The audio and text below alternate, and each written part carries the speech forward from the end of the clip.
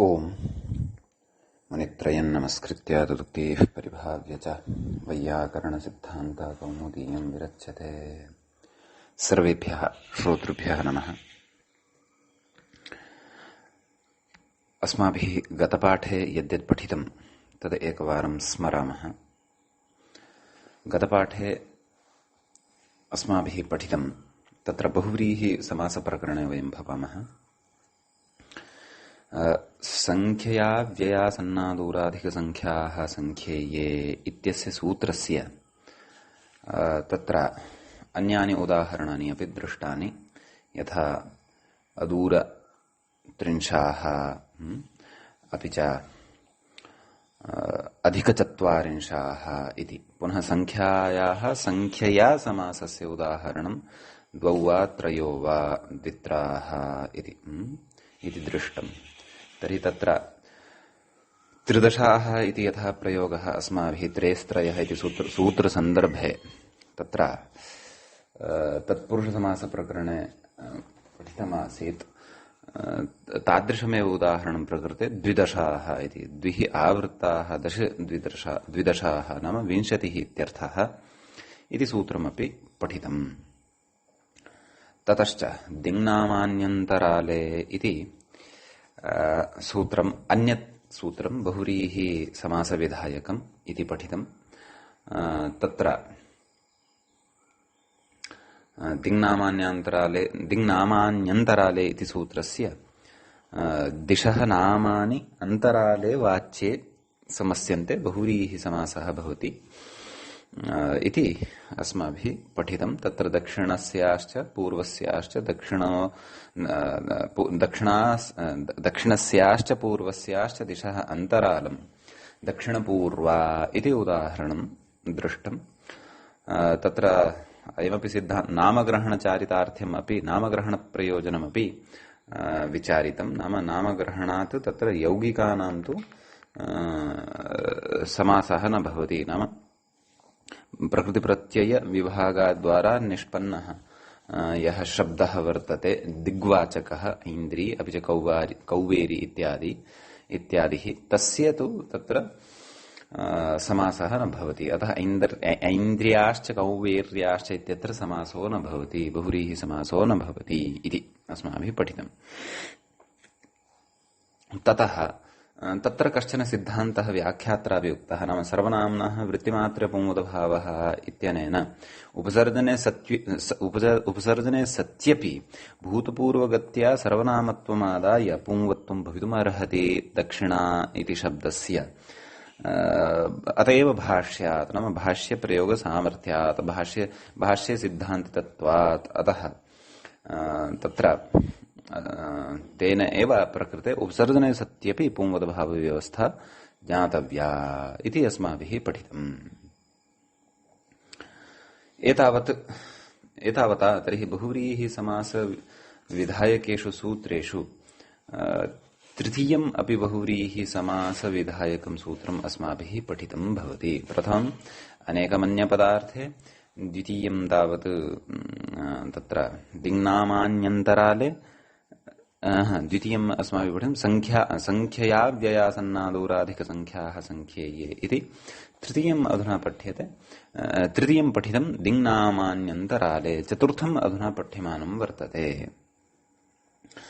चतुर्थं सूत्रं वर्तते, तत्र अग्रिमम् एव साक्षात् सूत्रं भवति। सूत्रमस्ति तत्र तेनेदमिति सरूपे इति।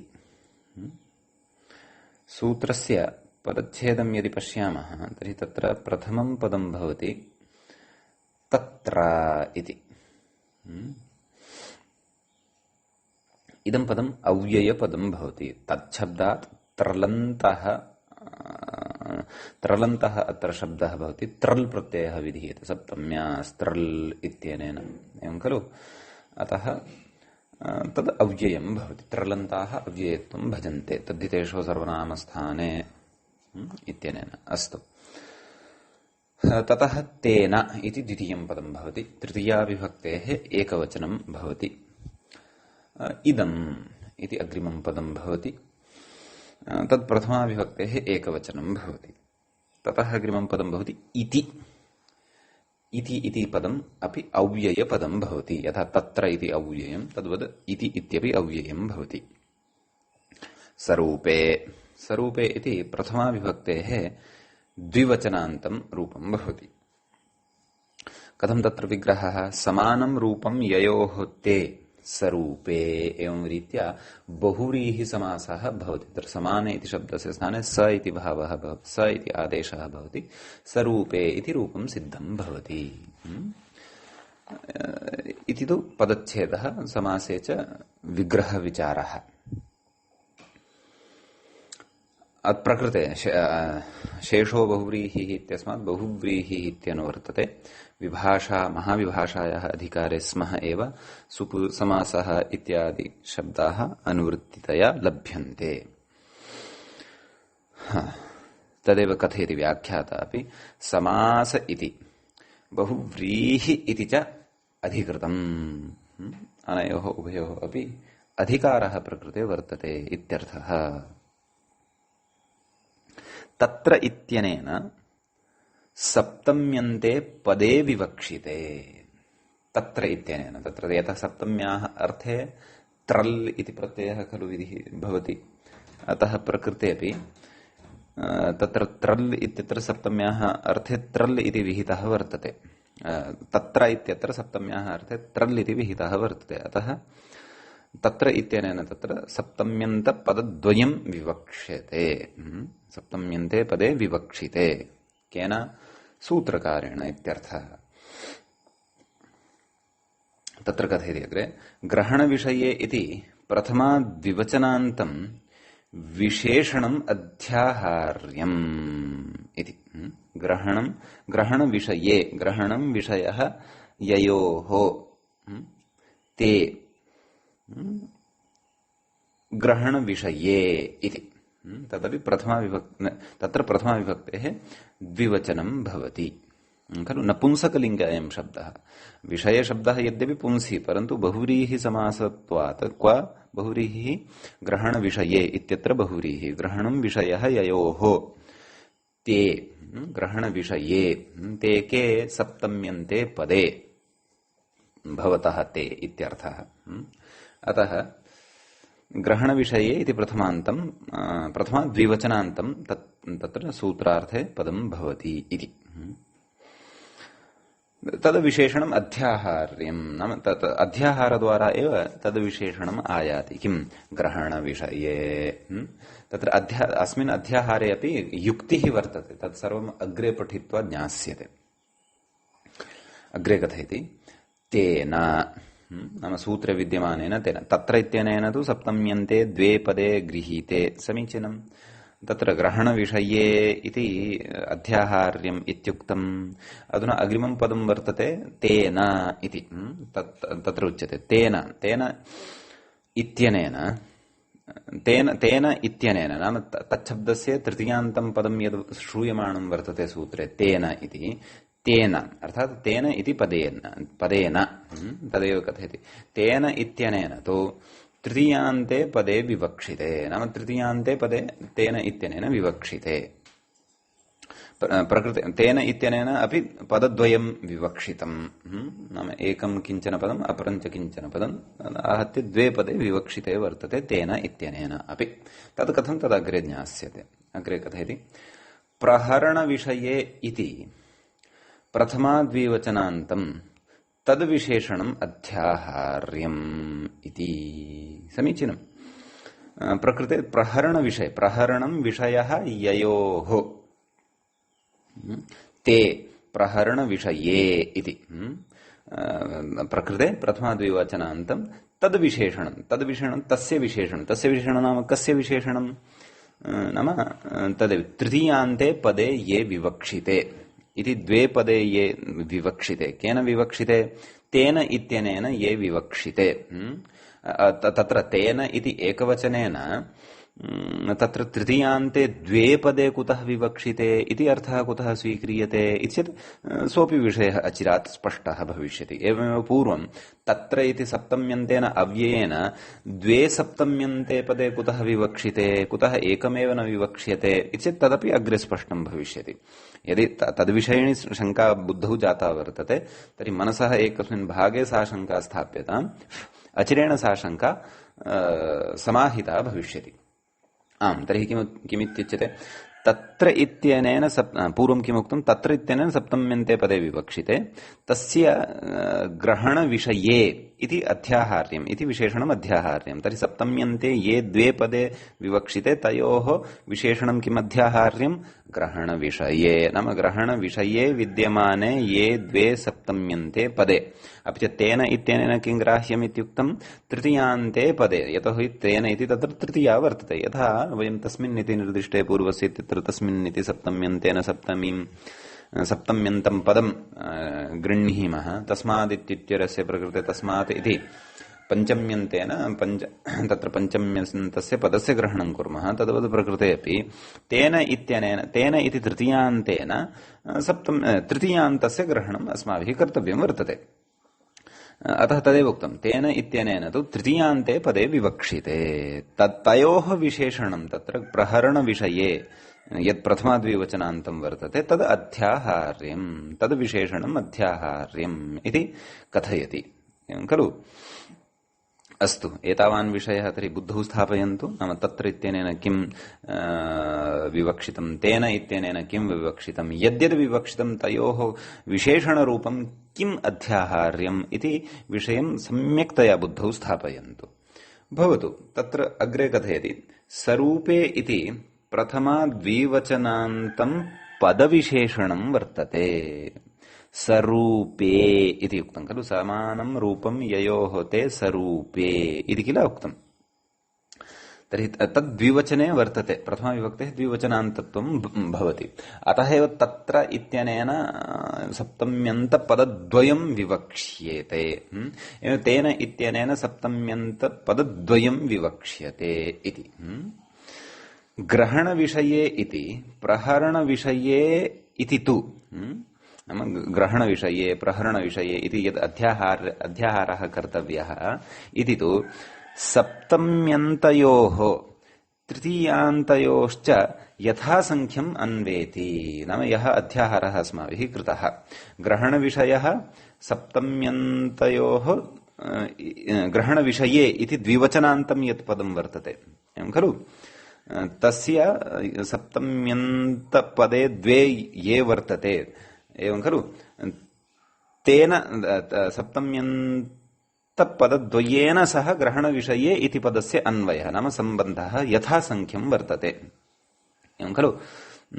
एवञ्च प्रहरणविषये इत्यस्य च सम्बन्धः वर्तते तृतीयान्तपदद्वयेन सह इति।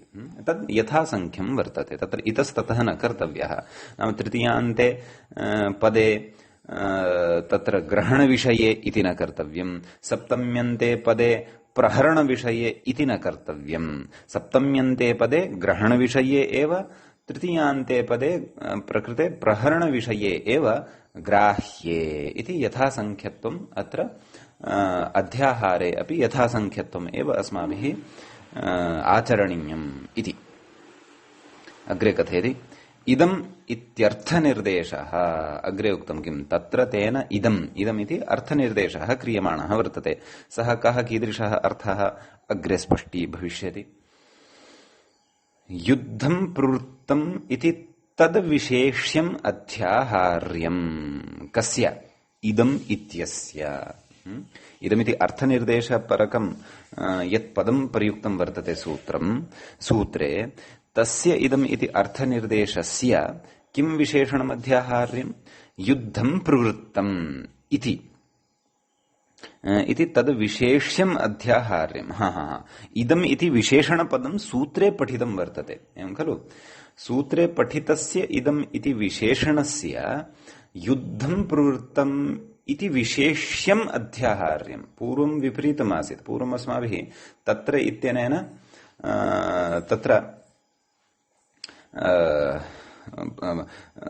ग्रहणविषये तत्र इत्यनेन ग्रहणविषये इति विशेषणम् अध्याहृतम् तेन तत्र इत्यस्य तत्र इत्यनेन सप्तम्यन्ते पदे गृहीते सप्तम्यन्ते पदे ये स्तः तयोः विशेषणपदं किं गृहीतं ग्रहणविषये इति तृतीयान्ते पदे ये अस्माभिः तेन इत्यनेन अवगते तयोः विशेषणं किं गृहीतं प्रहरणविषये इति प्रकृते इदम् इति स्वयमेव विशेषणं वर्तते किं क्व सूत्रे इदमिति तु स्वयमेव विशेषणं वर्तते तस्य विशेष्यम् अस्माभिः अध्याह्रियते तस्य विशेष्यं किं युद्धं प्रवृत्तम् इति विशेष्यं यद् वर्तते तस्य अध्याहारः प्रकृते क्रियते कथं युद्धं प्रवृत्तम् इत्येव विशेष्यं तत्र अध्याह्रियते कस्य इदम् इत्यस्य अन्यद् विशेषणं कुतः अन्यद् विशेष्यं कुतः न अध्याह्रियते कुतः च युद्धप्रसंग एव प्रकृते आगतः अथ इदम् इत्यस्य युद्धं प्रवृत्तम् इत्येव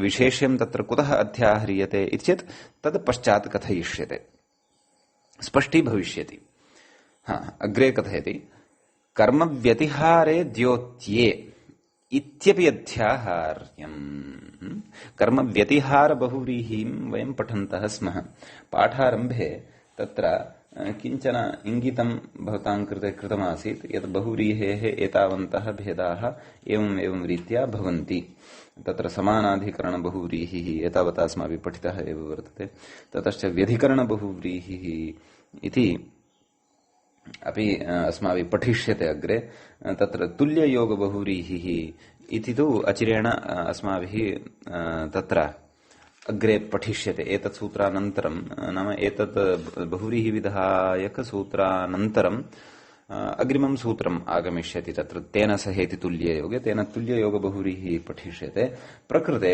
व्यतिहार बहुव्रीहिः अस्माभिः पठ्यमानः वर्तते एतेन सूत्रेण तद्विषये कथयति किं कर्म व्यतिहारे द्योत्ये इत्यपि अध्याहार्यम् इति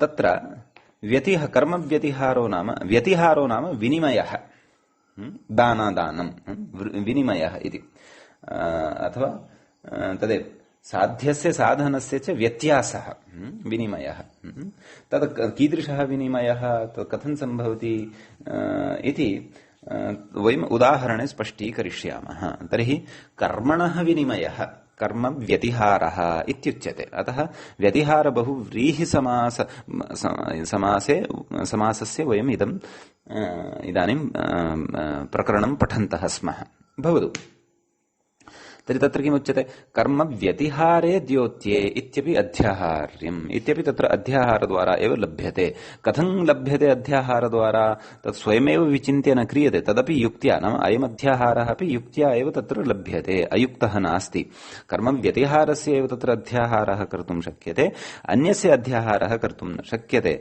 इतः पूर्वमपि ये अध्याहाराः अस्माभिः उक्ताः ते अध्याहाराः अपि प्रकृते युक्त्या प्रसंगानुगुणम् एव च स्वीक्रियमाणाः वर्तन्ते तदाह किमाह सप्तम्यन्त इति एवं खलु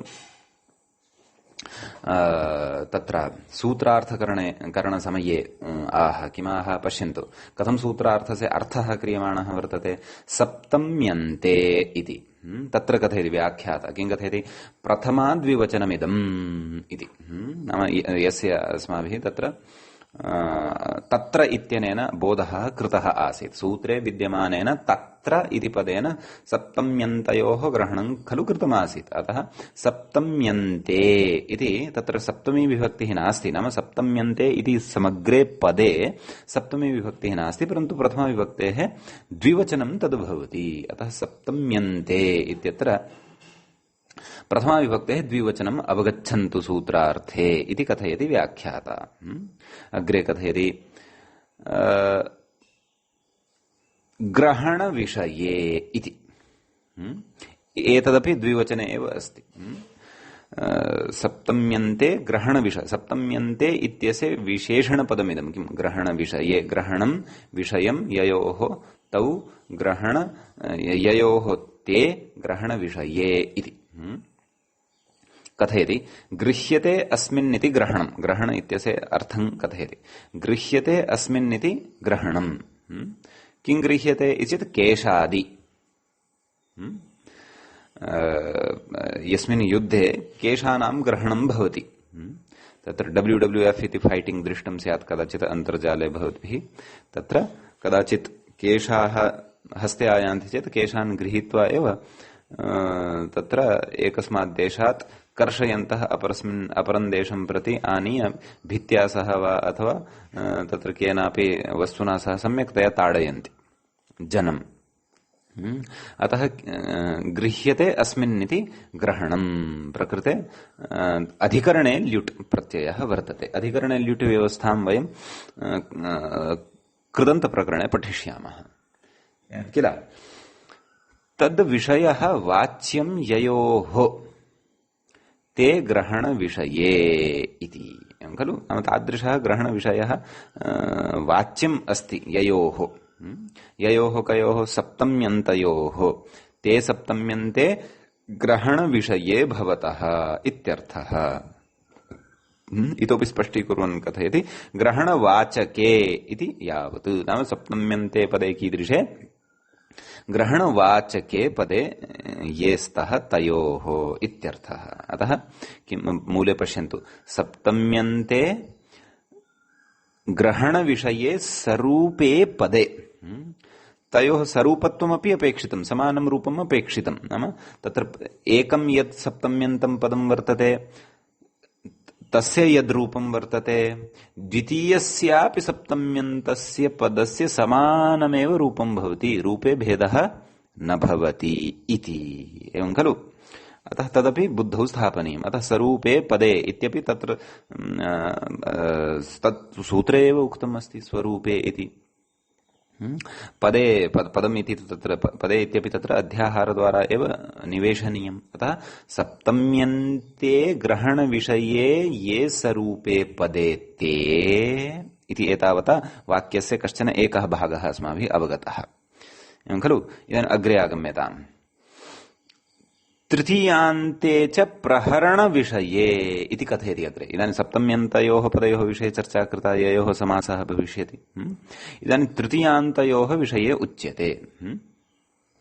तृतीयान्ते च प्रहरण विषये प्रकृतेपि तृतीयान्ते इति द्विवचनान्तं प्रथमाद्विवचनान्तं वर्तते। प्रहरण विषये इत्यपि प्रथमाद्विवचनान्तम् एव वर्तते। तत्र कथयति प्रहरणम् इत्यस्य अर्थं कथयति प्रह्रियते प्रह्रियते अनेन इति प्रहरणम्। तद् किं दण्डादि येन प्रहारः क्रियते इति। केन दण्डेन प्रहारः क्रियते, अपि च अन्येन वस्तुनापि प्रहारः भवितुम् अर्हति। प्रह्रियते अनेन इति प्रहरणम् दण्डादि। तद्विषयः वाच्यं ययोः ते प्रहरण विषये अर्थात प्रहरण वाचके इति अर्थः भवति। कस्य प्रहरण विषये इत्यस्य तच्च ते च प्रहरण विषये पदे कीदृशे नाम तदेव तृतीयान्ते एव भवेताम् इति कथयति। अत्रापि सरूपे पदे इत्यन्वेति। नाम यथा पूर्वम् उक्तं सूत्रार्थकरणसमये किं सप्तम्यन्ते ग्रहण विषये सरूपे पदे तद्वत् अत्रापि वक्तव्यं किं तृतीयान्ते च प्रहरण विषये सरूपे पदे। प्रकृतेपि प्रथमं यत् तृतीयान्तं पदं भवति तस्य यद्रूपं भवति तदेव रूपं द्वितीयस्यापि तृतीयान्तस्य रूपस्य अपेक्षितं। साक्षात् तादृशमेव रूपम्, अन्यविधं रूपं नापेक्षितम् खलु। प्रथमः शब्दः प्रथमं तृतीयान्तं यदि दण्डैः इति वर्तते तर्हि द्वितीयं तृतीयान्तम् अपि दण्डैः इत्येव अपेक्षितं। तयोः द्वयोः एव समासः प्रकृते भविष्यति। एवमेव सप्तम्यन्तविषये अपि प्रथमं सप्तम्यन्तं पदं यदि केशेषु इति वर्तते तर्हि द्वितीयं सप्तम्यन्तं पदमपि केशेषु इत्येव अपेक्षितं। प्रथमं केशेषु द्वितीयं पादेषु इति चेत् तदा समासो न भविष्यति। एवं तृतीयान्तत्वपक्षेपि प्रथमं यदि तत्र दण्डैः इति वर्तते द्वितीयं यदि तत्र खड्गैः इति वर्तते तदापि तत्र समासः न भविष्यति। अतः तृतीयान्तविषये अपि सरूपे पदे इत्यध्याहार्यं नाम इत्यन्वेति नाम सूत्रार्थकरणसमये तत्र इदमपि योजनीयं क्व तृतीयान्ते च प्रहरणविषये स्वरूपे पदे ये स्तः ते तर्हि कयोः पदयोः मिथः समासः भविष्यति इति अस्माभिः एतावता ज्ञातम्। सप्तम्यन्तस्य सप्तम्यन्तेन सह समासः भविष्यति यदि तत् सप्तम्यन्तं तत्र ग्रहण तत्र ते सप्तम्यन्ते पदे ग्रहणविषये स्तः स्वरूपे च स्तः। एवमेव तृतीयान्तस्य तृतीयान्तेन समासः भविष्यति यदि ते तृतीयान्तपदे प्रहरणविषये स्तः स्वरूपे च स्तः उभयोः समानमेव रूपम् अपेक्षितम् इति एवं खलु। अस्तु, एतावता कयोः समासः भविष्यति इति तु ज्ञातम्, नाम कयोः पदयोः मिथः समासः भविष्यति इति तु ज्ञातम्। कस्मिंश्च अर्थे भविष्यति इदानीं तत्र अग्रे उच्यमानं वर्तते, नाम अर्थः कः इति कथयति। इदं युद्धं प्रवृत्तम् इत्यर्थ इति मूले उक्तम्। इदं युद्धं प्रवृत्तम् इत्यर्थे समस्येते, नाम उभयमपि सप्तम्यन्तं पदम् इदं युद्धं प्रवृत्तम् इत्यस्मिन् अर्थे, अपि च उभयमपि तृतीयान्तं पदम् इदं युद्धं प्रवृत्तम् इत्यस्मिन् अर्थे समस्यते, नाम समासं प्राप्नोति। पदद्वयमपि सप्तम्यन्तं पदद्वयमपि तृतीयान्तं च समस्येते कर्म व्यतिहारे द्योत्ये। एवं खलु, कर्म व्यतिहार नाम कर्मणः विनिमयः, कर्मणः व्यतिहारः, नाम यथा एकेन ग्रहणं कृतं तद्वद् अपरेणापि ग्रहणं क्रियमाणं यत्र भवति, नाम ग्रहणस्य तत्र व्यतिहारता गम्यमाना स्यात्, नाम विनिमयः कश्चन गम्यमानः स्यात्। एवमेव तत्र एतेन दण्डैः यथा प्रह्रियमाणं वर्तते तेनैव तथैव अपरेण अपि प्रह्रियमाणं स्यात् इति कर्म व्यतिहारः इत्युच्यते। नाम उभाभ्यां तत्र समाना एव क्रिया यदि क्रियमाणा भवति तर्हि सः कर्म व्यतिहारः इत्युच्यते। अतः तादृश कर्म व्यतिहारे द्योत्ये समासः भवति, स च समासः बहुव्रीहिः इति समासः भवति इत्यर्थः। एवं खलु, तत्रुच्यते। इदं व्याख्यात्रा इतोपि स्पष्टीक्रियते विषयः। इदं युद्धं प्रवृत्तम् इत्यर्थः, नाम इदमिति सामान्यार्थनिर्देशः तत्र कृतः। क्व सूत्रे इदम् इति तत्र तेनेदम् इति तत्र तेन इदम् इति युद्धमिति विशेषनिर्देशः। एवं खलु, सामान्यतया तत्र इदम् इति पठितम्, अध्याहारबलात् अस्माभिः तत्र युद्धम् इति यद् तत्र प्रसङ्गः, युद्धमिति विशेषणत्वेन यद् स्वीकृतं, नाम युद्धं प्रवृत्तम् इति विशेषणत्वेन यद् स्वीकृतं सः विशेषनिर्देशः तत्र भवति इत्यर्थः। अतः केशाकेशी युद्धम् इति न पुनरुक्तिः इति। नाम केशाकेशी युद्धं प्रकृते केशाकेशी इत्युक्त्वा पुनः तत्र युद्धम् इति कथयामः, अतः तत्र पुनरुक्तिदोषो न भवति इति। कुतः? सामान्यविशेष निर्देशत्वात् इति कश्चन विचारः प्रकृते वर्तते। कर्मव्यतिहार विषये व्याख्यात्रापि उच्यमानं वर्तते, स्पष्टीक्रियमाणं वर्तते।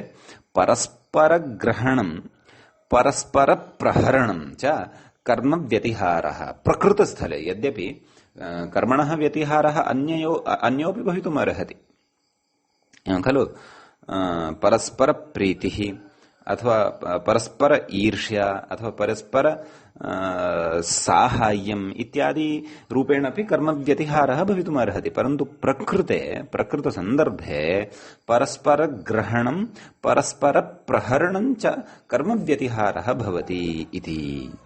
तत् परस्परग्रहणं परस्परप्रहरणं च कीदृशं विवक्षितं वर्तते चेत् तत् उदाहरणं दृष्ट्वा विषयः स्पष्टतां यास्यति। एवं खलु।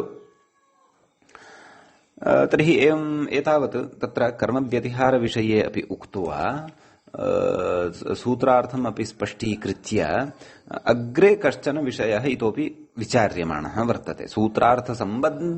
सूत्रार्थसम्बद्ध एव अग्रिमः विषयोऽपि वर्तते। तत्र कथयति ननु प्रहरणविषये ननु ग्रहणविषये प्रहरणविषये इति अध्याहारे किं प्रमाणं? भोः, एतावन्तः अध्याहाराः कृताः, परन्तु सूत्रे ग्रहणविषयः तु सूत्रे साक्षात् नोक्तः, किञ्च प्रहरणविषयः इत्यपि तत्र साक्षात् नोक्तः। अतः कथम् एवम् अध्याहारः कृतः भवद्भिः? कथं तत्र ग्रहणविषयकः एव तत्र अभिप्रायः वर्तते, अपि च प्रहरणविषयकः एव अभिप्रायः सूत्रकारस्य प्रकृते वर्तते इति सूत्रकारस्य तावत् अगाधं हृदयं विज्ञाय कथं भवद्भिः अत्र एतयोः अध्याहारः क्रियमाणः वर्तते इति चेत् तत्र प्रमाणं किम्? अतः एतादृशशङ्कायां जातायां तत्र कथयति इति शब्दादिति। तत्र कथयति किम्? इति शब्दादयं विषयविशेषः लभ्यते। नाम सूत्रे इति ग्रहणं यद् कृतं किम्? तत्र तेनेदमिति स्वरूपे तत्र तेन इदम् इति ग्रहणं यद् कृतं वर्तते, तेन इति ग्रहणेन एव अयं समग्रोऽपि विशेषः लभ्यते इत्यर्थः। कथयति अग्रे, इति शब्दः लौकिक प्रसिद्ध प्रकार वचनः इति। तत्र प्रकृते इति शब्दः यत् लोके यत् प्रसिद्धं वर्तते तस्य लोके प्रसिद्धस्य यः प्रकारः वर्तते तत् प्रकारं कथयितुं प्रकृते इति शब्दः प्रयुक्तः वर्तते। तर्हि लोके कस्य कीदृशस्य प्रयोगस्य एतादृश प्रसिद्धिः वर्तते इति चेत् कथयति किम्? केशा केशी इति केशा केशी इत्यादि लौकिक प्रयोगे यावान् अर्थः प्रसिद्धः तावति अर्थे अयं बहुव्रीहिः भवति इत्यर्थः। तत्र आदिशब्देन दण्डा दण्डी मुष्टि मुष्टि इत्यादयः प्रयोगाः अपि तत्र ग्राह्याः, एवं किल? तर्हि कथयति, नाम इति शब्दः लौकिक प्रसिद्ध प्रकार वचनः वर्तते। नाम लोके यः विषयः तत्र प्रसिद्धः वर्तते प्रकृत एतादृश सन्दर्भे तादृश प्रसिद्धः विषयः प्रकृते इति शब्देन ज्ञातव्यः। तर्हि सः लोके कः प्रसिद्धः विषयः? नाम केशा केशी इत्यादि लौकिक प्रयोगः प्रसिद्धः वर्तते। अतः तस्मिन् तादृश लौकिक प्रयोगे यावान् अर्थः प्रसिद्धः वर्तते तावति अर्थे अयं बहुव्रीहि समासः भवति इत्यर्थः। एवं खलु? अतः लोके प्रयोग प्रसिद्धिं पुरस्कृत्य प्रकृते इति शब्दद्वारा अस्माभिः तत्र ग्रहणविषयः अपि च प्रहरणविषयः अध्याहारद्वारा स्वीक्रियते। लोके अपि नाम लोकोऽपि अत्र संस्कृतलोकः एव ग्राह्यः, अन्यः लोकः न। नाम आधुनिकभाषालोकः न। कदाचित् आधुनिकभाषायामपि एतादृशाः प्रयोगाः भवन्ति, किञ्चित् विकृताः भवन्ति, परन्तु तेषु लौकिकभाषा नाम प्रकृते संस्कृतेतरभाषायाः तु वयम् अन्वाख्यानम् अथवा अनुशासनं न कुर्वन्तः स्मः। अतः लोके विद्यमानान् तादृशान् प्रसिद्धान् प्रयोगान् दृष्ट्वा प्रकृते वयम् इति शब्दद्वारा एतम् अध्याहारं प्रकृते कुर्मः। यत् इति शब्दद्वारा एव तत्र क्रमशः ग्रहणविषयः प्रहरणविषयः च गृहीतो भवति इत्यर्थः। अस्तु, तर्हि तत्र इति शब्दद्वारा अनयोः ग्रहणं भवति इत्यपि तत्र युक्त्या प्रतिपादितम्। इदानीम् अस्माभिः उदाहरणे प्रवेष्टव्यं वर्तते। नाम उदाहरणस्य सिद्धिः अधुना कर्तव्या वर्तते। उदाहरणस्य सिद्धिः यदि कर्तव्या तदर्थं तत्र कश्चन क्रमः आश्रियमाणः वर्तते। तेनैव क्रमेण अस्माभिः अग्रे गन्तव्यं वर्तते। समीचीनम्। आम्, तत्र उदाहरणं निर्मास्यते। केशा केशी एवं खलु? तत्र च तस्य विग्रहः करिष्यते। केशेषु केशेषु गृहीत्वा इदं युद्धं प्रवृत्तं केशा केशी इति। केशेषु केशेषु गृहीत्वा इदं युद्धं प्रवृत्तम् इति लौकिकविग्रहो भवति। अलौकिकविग्रहे तु केशसुपु केशसुपु इति इत्यवस्थायां तत्र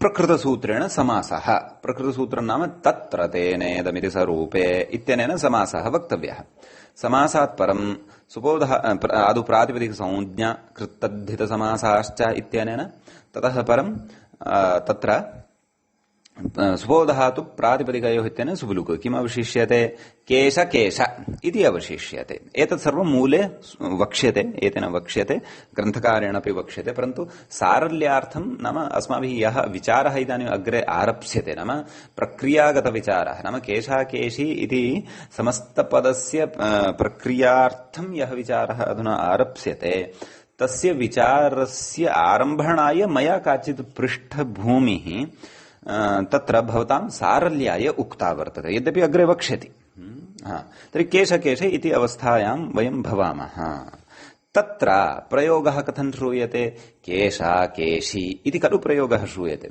तर्हि केशकेश इत्यत्र किं किम् अन्यत् कर्तव्यम् अस्माभिः येन केशाकेशी इति प्रयोगः निर्मितः स्यात् तर्हि तत्र वयं पश्यन्तः स्मः केशकेश इति स्थितिः अस्माकं सविधे लब्धा वर्तते सुब्लुकं विधाय ततः परं तत्र केशाकेशी इति यदि साधनीयं तर्हि प्रथमकेशशब्दः यः वर्तते तत्र शकारात् परः आकारः अपेक्षितः आवर्णः अपेक्षितः अतः तस्य उपायः कश्चन कर्तव्यः नाम तस्य किं विधानं केन सूत्रेण सह आकारः लप्स्यते तद् एकं द्रष्टव्यम् किञ्च अपरः यः केशशब्दः वर्तते तस्मिन् केशशब्दे शकारोत्तरवर्ती यः अकारः अस्ति तस्य स्थाने कश्चन इ इति आगच्छेत् अथवा इ इत्यस्य श्रवणं भवेत् अन्ते अतः सः इ इति कथं श्रूयेत तस्यापि कश्चन उपायः चिन्तनीयः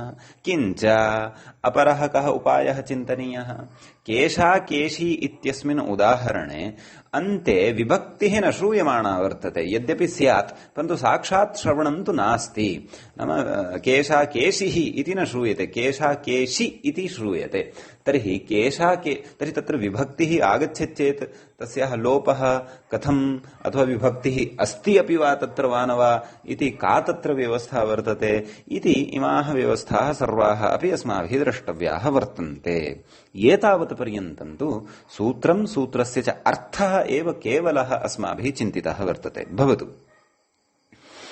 अस्तु तर्हि केशकेश इत्यवस्थायां तत्र प्रथमकेशशब्दस्य शकारोत्तरवर्तिनः अकारस्य दीर्घः कर्तव्यः वर्तते तदर्थं कथयति किं कथयति इति चेत् अन्येषामपि दृश्यते इति अन्येषामपि दृश्यते इति सूत्रं मूले एव उक्तम् अन्येषामपि दृश्यते नाम इति किञ्चन सूत्रं वर्तते इदं सूत्रं क्व वर्तते इति चेत् तदर्थं तस्य सूत्रस्य तत् स्थलम् अस्माभिः द्रष्टव्यम् इदं सूत्रं षष्ठाध्याये वर्तते षष्ठाध्यायस्य तृतीयः पादः वर्तते तस्मिन् तृतीयपादे 37 इदं सूत्रं भवति 137th इदानीम् इदं सूत्रं भवति अतः तेन सूत्रेण प्रकृते दीर्घः करिष्यते तत् सूत्रं तत्र कथयति किं कथयति दीर्घ इति अनुवर्तते नाम तस्मिन् सूत्रे दीर्घः इति अनुवर्तते तत्र दीर्घप्रकरणम् एव एकं पठ्यते क्व अष्टाध्याय्यां कुतः अनुवर्तते इति चेत् तत् कथयति अग्रे ढ्रलोपे इत्यतः इति शेषः सूत्रं वर्तते किम् ढ्रलोपे पूर्वस्य दीर्घोणः इत्यनेन तत्र दीर्घः इत्यस्य अनुवर्तनं स्वीक्रियते तत्र ढ्रलोपे पूर्वस्य दीर्घोणः इत्यतः कश्चन दीर्घप्रकरणं नाम दीर्घविधानप्रकरणम् अष्टाध्याय्यां पठ्यते तच्च सूत्रं 74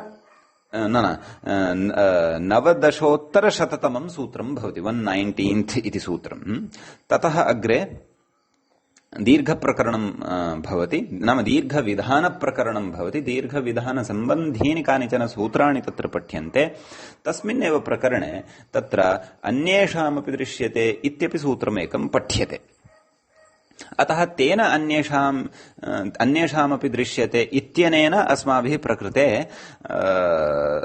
तत्र दीर्घः कर्तव्यः अस्ति। क्व केश इत्यवस्थायां प्राक्तनकेशशब्दे शकारोत्तरवर्तिनः अकारस्य। एवं खलु? तत्र अस्तु, एतावन्तं विषयं बुद्धौ स्थापयामः। तत्रैव व्याख्यात्रा कश्चन विचारः उच्यमानः वर्तते। नाम तत्र ग्रन्थकारेण नाम अस्य सूत्रस्य यः अर्थः उच्यमानः वर्तते तस्य अर्थस्य कृते कश्चन विचारः अवतरणिकारूपः कथ्यमानः वर्तते। किं कथयति? न हि वृत्तिवृषि, तत्र एकं सूत्रं वर्तते अष्टाध्याय्यां, न हि वृत्तिवृषिव्यधिरुचिसहितनिषु क्वौ इति। तत्र दीर्घप्रकरणे एव पठितं वर्तते तत् सूत्रं। कथं तत्र सूत्राणि भवन्ति चेत् ढलोपे पूर्वस्य दीर्घोणः, ततः सहिवहो रोदवर्णस्य, ततः साढ्यै साढ्वा साढेति निगमे, ततः संहितायां, ततः कर्णे लक्षणस्याविष्टाष्ट पञ्चमणिभिन्नच्छिन्नच्छिद्रस्रुवस्वस्तिकस्य, ततः परं तत्र एकं सूत्रं भवति न हि वृत्तिवृषिव्यधिरुचिसहितनिषु क्वौ इति। तत्र कथयति इत्यादिपूर्वसूक्तात् पूर्वोक्तसूत्रात् अन्येषामपि दीर्घः दृश्यते इत्यर्थः। कस्य अन्येषामपि दृश्यते इत्यस्य सूत्रस्य अयमर्थः ज्ञातव्यः। वस्तुतः तत्र दीर्घप्रकरणे कानिचन सूत्राणि सन्ति इति मया उक्तमेव, एवं खलु? तत्र नाम एतैः सूत्रैः प्रकृते दीर्घो न सम्भवति। यतः न हि वृत्तिवृषि इत्यादि सूत्रं किं कथयति चेत् न हि वृत्ति वृषि व्यधि चि सहि तनि इत्येतेषु क्विप्रत्ययान्तेषु उत्तरपदेषु, उत्तरपदाधिकारे एव एषा सर्वापि चर्चा वर्तते षष्ठाध्यायस्य तृतीयस्य पादस्य। तत्र षष्ठाध्यायस्य तृतीयस्य पादस्य प्रथममेव सूत्रं भवति अलुगुत्तरपदे, अतः उत्तरपदाधिकारः तत्र अस्ति एव, तत्सूत्रे अपि प्रकृते अपि।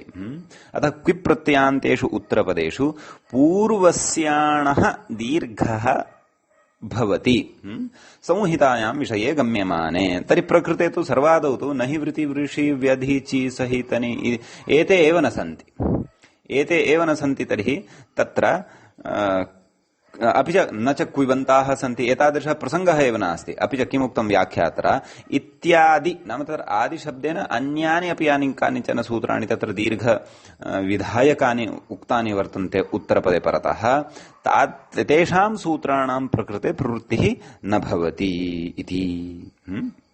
अतः इत्यादि पूर्वसूक्त्रोक्तात् अन्येषामपि दीर्घः भवेत् इति तस्य अर्थः भवति इति। तत्र कथयति अग्रे इदानीम् अतिप्रसङ्गमाशङ्क्याः।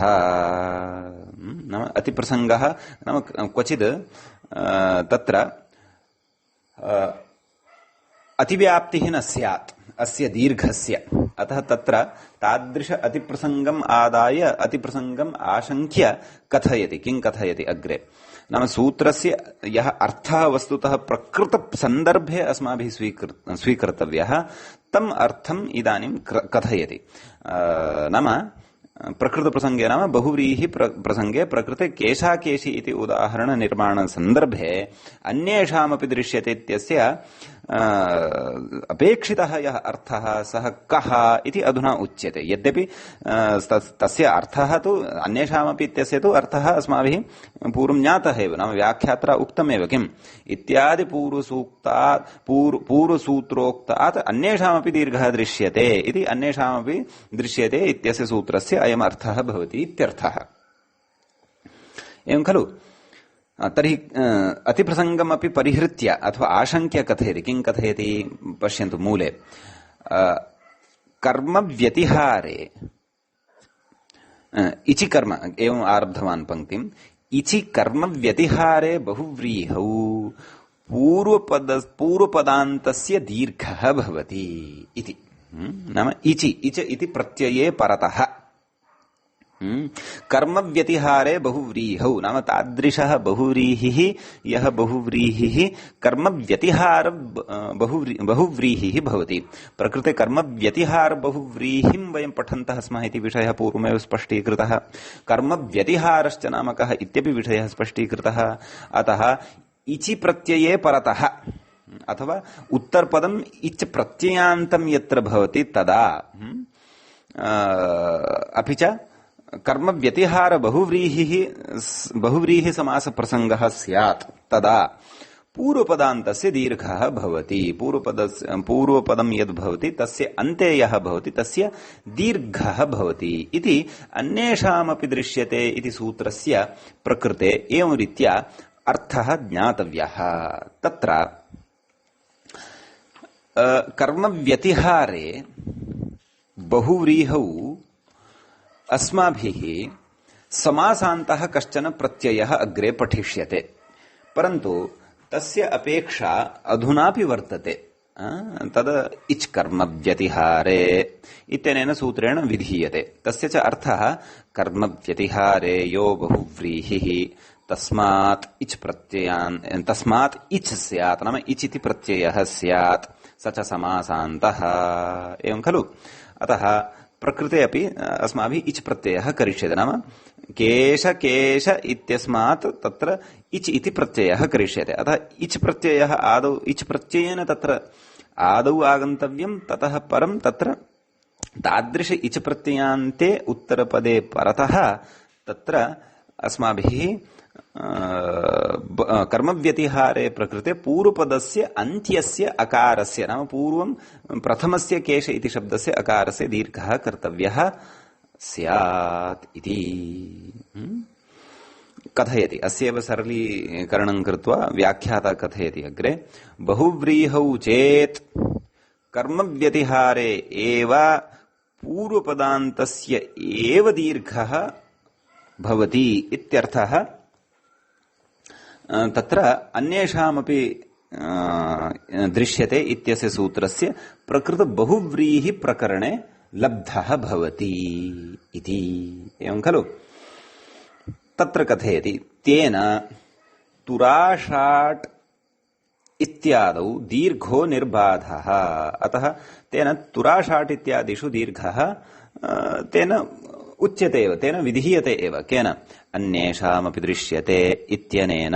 तुराषाट् इत्यस्य उदाहरणस्य सिद्धिं वयं विस्तरेण सहे साडस्सः इति षत्वविधायकसूत्रपठनसमये करिष्यामः। परन्तु सद्यः प्रकृते व्याख्यात्रा किम् उच्यमानं वर्तते तदस्माभिः अवगन्तव्यं वर्तते। तस्य अवगमनाय तुराषाट् इत्यस्य रूपसिद्धिः किञ्चित् अत्र, यद्यपि सः विषयः अत्र प्रधानधारागतः नास्ति, परन्तु प्रसङ्गवशात् उक्तः वर्तते। प्रधानः विषयः तु अस्माकं अन्यः एव प्रवर्तमानः वर्तते।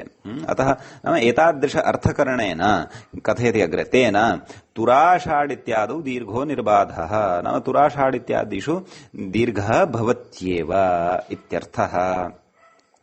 तर्हि तुराषाड् इत्यस्य कः अर्थः इति चेत् तुरन् साहयति यः सः तुराषाट् इति तत्र उपपदसमासः भवति।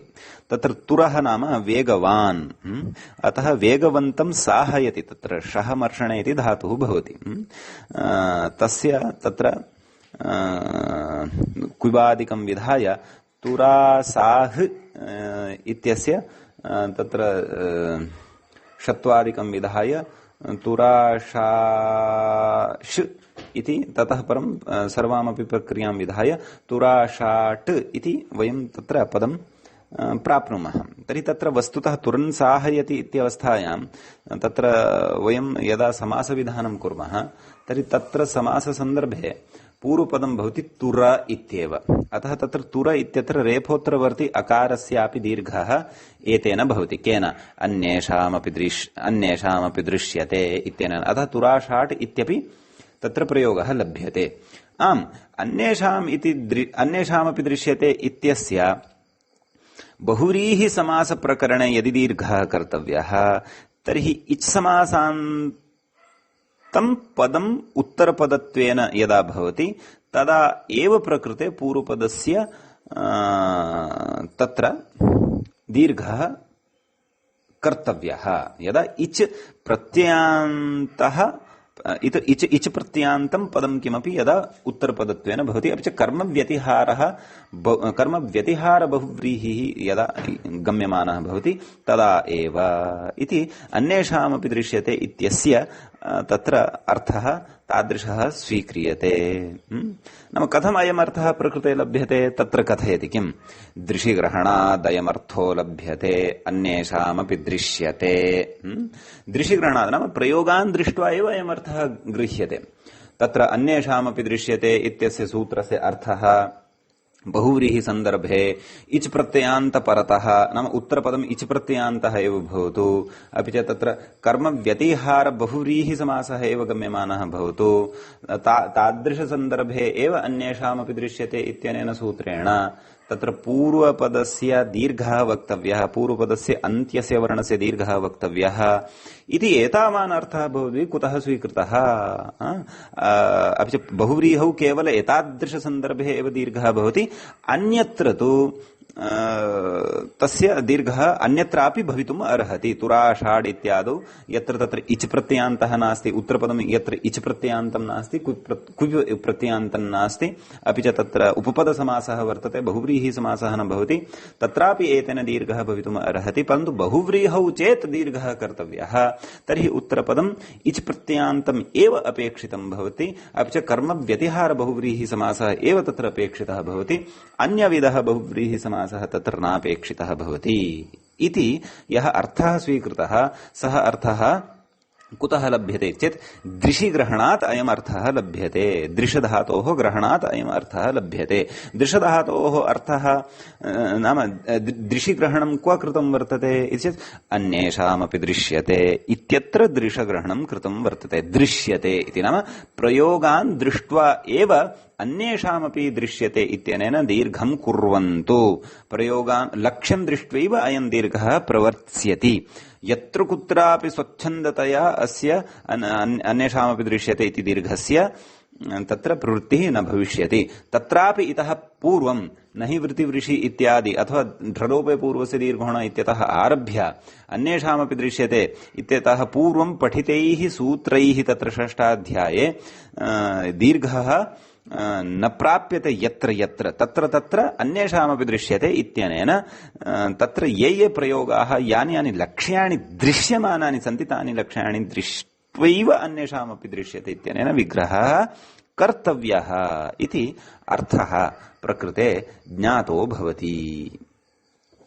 एवं किल एवञ्च अस्तु आहत्य एतावता किं ज्ञातं नाम केश केश इत्यत्र इच् प्रत्ययः सति केश केश इचि इति अवस्थायाम् अन्येषामपि दृश्यते इत्यनेन सूत्रेण प्राक्तन केश इति शब्दस्य शकारोत्तरवर्ती यः अकारः वर्तते तस्य दीर्घः क्रियते केशा केश इच् इति।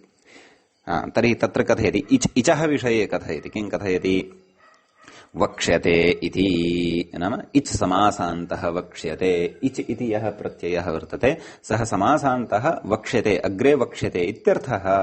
केन उक्तमेव मयापि पूर्वं तद् कथयन्नस्ति अत्र व्याख्याता अपि इच् कर्म व्यतिहारे समासान्ताः इत्यस्मिन् अधिकारे पठितः सः अपि समासान्तप्रत्ययः तदग्रेव अचिरेण वक्ष्यते बहुव्रीहि समासे प्रकरणे एव अस्मिन् वक्ष्यते। पञ्चमाध्यायस्य चतुर्थपादस्य 27-उत्तरशततमं सूत्रं भवति इदं किम् इच् कर्म व्यतिहारे इति। तर्हि एतेन सूत्रेण वक्ष्यते इत्यर्थः। एवं खलु तर्हि का स्थितिः जाता अधुना अस्माकं केशा केश इ केशा के इति इचः अवशिष्यते यतोहि चित् सः प्रत्ययः चकारस्य इत संज्ञा तत्र भवति। केशा केश इ इत्यवस्थायां तत्र केशा केश इत्यस्य यस्य इत्यनेन भसंज्ञा भवति। भसंज्ञत्वात् केशा केश इत्यत्र शकारोत्तरवर्ती अकारः यः वर्तते ह्रस्वः तस्य लोपः भवति। अतः केशा केश इति आयाति। केशा केश इत्यवस्थायां तत्र विभक्तिः सुप्रत्ययः आयाति। केशा केशि सु इत्यवस्थायां तत्र इदानीं प्रयोगस्तु केशाकेशी इत्येव अपेक्षितः। तर्हि कथं तत्र आगताया विभक्तिः सु इति तस्याः लोपः कथं भवेत्? किमर्थञ्च केशाकेशिः इति न प्रयोगः भवति? कुतः केशाकेशि इत्येव प्रयोगः भवति इत्येतत् तस्य उपायः इदानीम् उच्यमानः वर्तते। कः उपायः? तिष्ठतु प्रभृतिष्विति इति। मूले किमुक्तं पश्यन्तु। तिष्ठतु प्रभृतिषु इच् प्रत्ययस्य पाठात् अव्ययीभावत्वम् अव्ययत्वम् च। अस्माभिः तिष्ठतु प्रभृतीनि च इति सूत्रसन्दर्भे तिष्ठतु प्रभृतयः सन्ति ये शब्दाः अथवा तिष्ठतु गणे ये शब्दाः वर्तन्ते तेषां शब्दानां पाठः कृतः आसीत्। तत्र एकं वाक्यम् अपि पठितम् आसीत्। भवन्तः तद् वाक्यं पुनरपि तद् गणम् उद्घाट्य द्रष्टुं शक्नुवन्ति। तत्र वाक्यं वर्तते इच् प्रत्ययः समासान्तः इति। नाम इच् प्रत्ययः यः वर्तते समासान्तः सोऽपि तिष्ठतु प्रभृतौ वर्तते। नाम तस्यापि तिष्ठतु प्रभृति गणे समासः कृतः वर्तते इति। एवं खलु? अच्छा, इच् प्रत्ययः नाम कर्म व्यतिहारे इच् कर्म व्यतिहारे इत्यनेन कृतः यः समासान्तः इच् प्रत्ययः सः तिष्ठतु प्रभृतिषु पठितश्चेत् तर्हि किं भवति? तदुक्तम् अग्रे। किं तस्य तत्र पाठात् अव्ययीभावत्वम् अस्य इच् प्रत्ययान्तस्य सम्पद्यते। नाम केशाकेशी इत्यस्य इच् प्रत्ययान्तत्वात् इदानीम् अव्ययीभावत्वं भवति इति। नाम इच् प्रत्ययस्य तत्र अन्तर्भावे कथयति किं? वृत्तिग्रन्थ एवात्र प्रमाणम्। वृत्तिग्रन्थो नाम काशिकाग्रन्थः एव अत्र प्रमाणरूपः वर्तते। कदाचित् एषः विषयः तत्र भाष्यादौ नोक्तः स्यात् इति। नाम इच् प्रत्ययान्तस्य तत्र अन्तर्भावत्वेन प्रकृते अव्ययीभावत्वं स्वीकर्तव्यम् इति। एवं खलु? अतः किं कथयति? अव्ययीभावत्वमिति। तर्हि तत्र इच् प्रत्ययः तिष्ठतु प्रभृतिगणे पठितः। तिष्ठतु प्रभृतीनि च इति यत् सूत्रं वर्तते इति या व्यवस्था वर्तते सा तु व्यवस्था अव्ययीभावसमासस्य विषये वर्तते। एवं खलु? अतः तत्र यथा अन्येऽपि तिष्ठतु आयति गवम् इत्यादयः शब्दाः ये तत्र अव्ययीभाव समासापन्नाः निपात्यन्ते तद्वद् तत्र इच् प्रत्ययः अपि पठितः। इच् प्रत्ययः पठितः इति कृत्वा इच् प्रत्ययान्तानामपि इदानीम् अव्ययीभावत्वं सम्पद्यते इत्यर्थः खलु? कथं?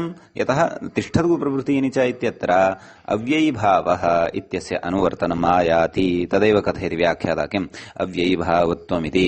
तत्र अव्ययीभाव इत्यनुवृत्तेः इति भावः नाम अव्ययीभावः इति अनुवर्तते। अतः अव्ययीभावत्वं प्रकृते सम्पद्यते इत्यर्थः। कथयति अग्रे किम् उक्तवान्? अव्ययत्वमिति मूले उक्तम्। अव्ययत्वं च नाम अव्ययत्वमपि अस्य प्रवर्तते। एवं खलु? केन? अव्ययीभावश्च इत्यनेन इति शेषः। अव्ययीभावसम्पन्नानाम् अथवा अव्ययीभावसंज्ञकानाम् अव्ययसंज्ञा भवति इत्यपि अस्माभिः अव्ययीभावश्च इति सूत्रपठनसमये अव्ययीभाव प्रकरण समये प्रकरण पठन समये अव्ययीभावश्च इत्यनेन सूत्रेण तत्र अस्माभिः सोऽपि विषयः ज्ञातः आसीत्। अतः अव्ययत्वम् अस्य सम्बन्धः। केशाकेशी नाम अव्ययं भवति इत्यर्थः। अव्ययीभावस्य च नपुंसकलिङ्गविधानमपि क्रियते अव्ययीभावश्च इत्यनेन एव सूत्रेण। अतः नपुंसकत्वमपि केशाकेशी इत्यस्य ज्ञातव्यम्। एवं खलु? तर्हि पश्यन्तु, बहुव्रीहि समासोऽपि अत्र वर्तते सत्यं, परन्तु इच् समासप्रत्ययान्तत्वात् प्रकृते अव्ययीभावोऽपि वर्तते। अतः बहुव्रीहि गर्भाव्ययीभावः समासः प्रकृते वर्तते। परीक्षायां कदाचित् पृच्छन्ति केशा केशी इत्यत्र कः समासः, बहुव्रीहि समासो वा अव्ययीभावसमासः वा तत्पुरुषो वा द्वन्द्वो वा इति चेत् वस्तुतः तु बहुव्रीहि समासः इत्येव युज्यते, परन्तु तत्र अव्ययीभावत्वम् अपि च नपुंसकत्वम् अव्ययत्वं च तत्र प्रकारान्तरेण युक्त्या लभ्यते इत्यर्थः। एवं किल। अतः एवं रीत्या प्रकृते अर्थः सम्पन्नः भवति इति। इतः परम् अग्रे तदेव विग्रहादिकं यदस्माभिः पूर्वम् आरब्धं तस्य विषये अत्र वक्ष्यते। अन्यानि अपि उदाहरणानि सन्ति, तानि उदाहरणानि इदञ्च उदाहरणं वयं तत्र अग्रे पठिष्यामः। किं कथयति, अव्ययीभावश्चेत्यनेन विशेषः अव्ययादाप्सुपः इति लुक् तत्फलमिति भावः। अव्ययत्वं यदा सम्पन्नं तर्हि केन, एतेन अव्ययादाप्सुपः इत्यनेन आगतस्य सुपः लुक् भवति इत्यर्थः। अतः एतावन्तं कृतं विचारं तत्र बुद्धौ संस्थाप्य वयम् इतः अग्रे प्रवर्त्स्यामः। अग्रिमपाठे सद्यः अत्रैव मङ्गलं कुर्मः। अस्य पाठस्य अत्रैव उपसंहारं कुर्मः। भवतु मङ्गलं। मुनित्रयं नमस्कृत्य तदुक्तैः परिभाव्य च वैयाकरणसिद्धान्त कौमुदीयं विरच्यते। सर्वेभ्यः श्रोतृभ्यः नमः।